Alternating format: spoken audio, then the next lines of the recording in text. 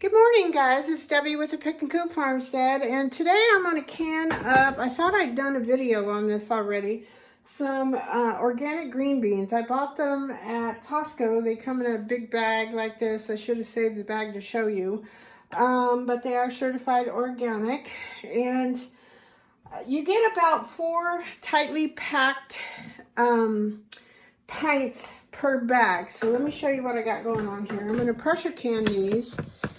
I always like pressure canning green beans because if you water bath, they take forever, and yeah, I don't want to do that. Okay, so I've got my 4-jar lids being ready to use. I've got my rings. There we go. And then I have got ended up with 8 pints, which is not bad at all. Seeing how I only had 1 left. So what I'm going to do, everything is cold water in the canner. I have a Presto 23 quart, and it requires 3 quarts of water. Just read your instruction manual. If you don't have one, you can Google it. Then I'm going to use cold water for each pint.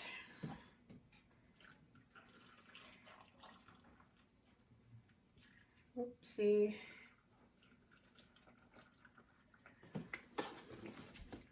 I'll get this done. And I've done it dry packing without the water. And I actually like the flavor of those better. But they're really ugly. So if you want these, now if you're throwing them in soups and stews and stuff, it really doesn't matter. You don't really care about that ugly part of it. And I've also seen a thing where you can add zinc to keep your green beans nice and green. Otherwise they turn really dark. And I need a little bit more water. I'll be right back. All right. Ooh, hang on there, guys. And I'm doing about 1 inch of headspace. I'll let them kind of settle. Oops, that one went a little over. And if that happens, just put them out. A lot of people like to debubble. This is a magnet on one side and one on the other, so you can debubble. If that's something that you do. A lot of people don't debubble. I'm not a big debubbler, but I do want to squish these down in here, make sure I have enough liquid. There we go. Now, I forgot. I'm going to wipe the rims. Let me get something to do that.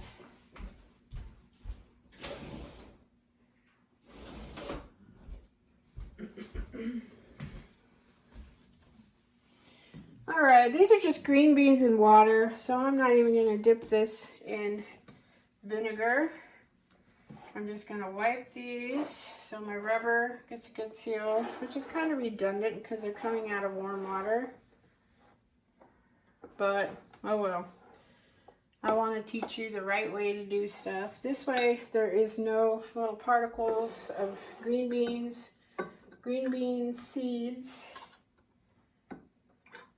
And proof of that, too, I just pulled out, I did like 6 or 8 pints of stewed tomatoes earlier in the year. And I think I did a video on them. And I went to grab some, and I've never had this happen. The seal, it was all gross and whitish, cloudy in there. And the seal had come undone, and when I opened it, there was a tiny little filament or little piece of tomato stuck to the rubber, this rubber on the inside, and that kept it from sealing. So I was like, oh man, I don't hardly ever get no seals with 4-jar lids. Well, that was definitely operator error, and it's because I did not wipe my rims good enough. Fingertip tight. Cold product, cold jars, cold canner. I'm probably going to have to double stack these because I think I can only get 8 or excuse me, 7. We're going to try it in my canner. That might be wide mouth too, so I don't know. But these are going to be nice to have on the shelf. And I try to can whatever I can in the wintertime, no pun intended. I try to can what I can. Just because it gets so hot in the summertime. Oh, these will definitely fit here. And we don't have central air here. And my kitchen does not have air conditioning at all. We have window inserts, so it gets super hot in here. And that's one of the biggest reasons that I like to, let me show you. There they are. It's one of the biggest reasons that I like to pressure can, because it doesn't heat up my kitchen like water bath does. Certain things I will definitely water bath, like when I'm going to go do my,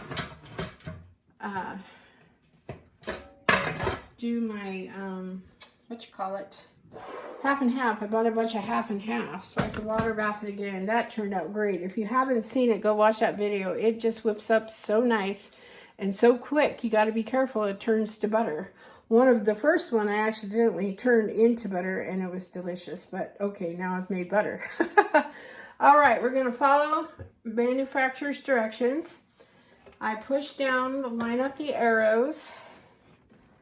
And we're going to turn this on high, because we want both of these safety locks. There's a rubber one and there's a metal one back at the back to pop up. We want to get a steady stream of steam coming out the vent hole, and then we're going to vent it for 10 minutes. We'll be back. Okay, we have a nice steady stream. I don't know if you can see that or not, coming out of our vent hole. So I'm going to go ahead and set my timer for 10 minutes, and then we'll be back. All right, it's been 10 minutes. So on my particular canner is a gauge canner. I'm going to put this weight over the top of the vent hole, and we need this needle for my altitude to come up between, should be 13 at the very least, so it rides about 14 is about where I get it regulated. Once it gets up to 15, it starts rocking back and forth like this, and you can hear it. You just don't want to get out of earshot range. But once that happens, then I start cutting it back, and then the temperature back, and then I can start my timer. And you want to pressure can green beans in quarts, either hot or cold pack, which we did cold pack. You want to do that for at least 20 minutes once we get up to the right pressure. All right, we'll be back in a bit. Okay, so now my rocker's rocking. I'm up to 15 pounds. I turn this back. It's been 10 minutes for the venting. I'm turning it back, and on my particular stove, I can go down to about medium low. It's really, really, really old Whirlpool glass top stove. But you want to go the lowest you can, but maintaining the pounds of pressure per your altitude. But we live at almost 3,000 feet, so I have to go between 13 and 14. That's about where I keep it. Once this is up to pressure, you set your timer for, in this case, for 20 minutes. These are cold packed pints of green beans, and that's all there is to it. And then we'll get to the next step, and then we'll be back. All right, the timer went off, so we're going to turn our heat completely off. Some people will move their whole canner off to a burner that is cool. I don't mess with it. I used to do that. I seem to, I'm not exactly 100% sure, but I seem to have less siphoning. Siphoning is when the liquid comes out of the jar. So what we're going to do is we're going to wait for this needle to go all the way to 0 and rest on this little needle stop right here before we take this weight off. That's super, super important. That's how accidents happen. There's a high pressure. It's like 220 or 240 degrees inside of here. Plus your safety valves are still up. This one and the one in the back. So yeah, we'll be back, and it takes quite a while for it to cool off, but just go do something else and be patient. Now that your heat is off, you don't have to worry about it. All right, we'll be back. All right, so my gauge is at 0. I took my pressure valve off. There's no steam coming down. Both my safety valves are down. So that means I can take the lid off. You still need to be very, very careful though, because it's very hot and there's a lot of condensation in there, and you can burn yourself really easy. Ask me how I know. So mine is a Presto canner, so you have to turn this to line up your V's on the handle and the lid. When you lift this up, you're going to keep the pressure gauge pointed towards you, the bottom of the lid away, and you'll see why. And let me go up a little, that way you can see the steam. And let's see. All that steam, and that can burn you super, super, super bad. So I let that kind of drip off. Put this off to the side so it can cool. And then we can carefully take these guys out. Uh-oh, I think I had a jar that broke. Sometimes that happens. You'll get like cracks or fractures in your jars and they'll break. Okay, so this is what we've got. Green beans. Now they're all floating, but once these cool and seal, the water will go towards the top. Everything will sink. So you just take all these guys out. Let me bring you back over this way so you can see. There we go. Oh shoot. The bottom busted out of that jar too. Holy crud. We had 2. That hasn't happened to me in a long, long, long time. Alright, well, that's a bummer. You not only lost your jar, you lost your product. But that's okay.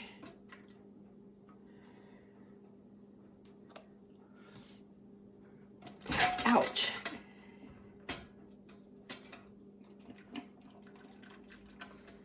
Two busted jars. Huh. Well, I bought a lot of jars secondhand, so I have a feeling that some of those might have been cracked from that, because we didn't have any fluctuation in the temperature, because we did everything cold from the very beginning. So I just think it was a malfunction of the jar. So here we go. Well, at least we got 6 pints out of that. The sad part is I can't even give my chickens, the ones that are in the pan. Look at all that in there because of glass shards. So that is a total loss. So, but that's okay though. It happens. So at least I got 6 pints to put on my shelves. I'm going to let these cool for a full 24 hours. I take the rings off. I make sure that all of the middles of the lids are pointing downward, and then I take them and handle them by the flats to make sure that there's a really good seal there. Then I wash them with hot soapy water, let them dry, mark them, and then put them in my canned goods. All right, I hope this was helpful, and just know that sometimes things don't turn out like that. I had a couple of jars fail like that, and it doesn't happen very often, thank goodness. But at least you know those jars were bad, and then just toss them out and move forward. All right, thanks a lot for watching, subscribing, liking, sharing, and commenting on my channel. Hope the sun is shining where you are. It is actually dreary and rainy here. We had snow this morning, but luckily it did not stay. I'm happy about that. All right, hope you're all safe, happy, and healthy. God bless you. Bye-bye.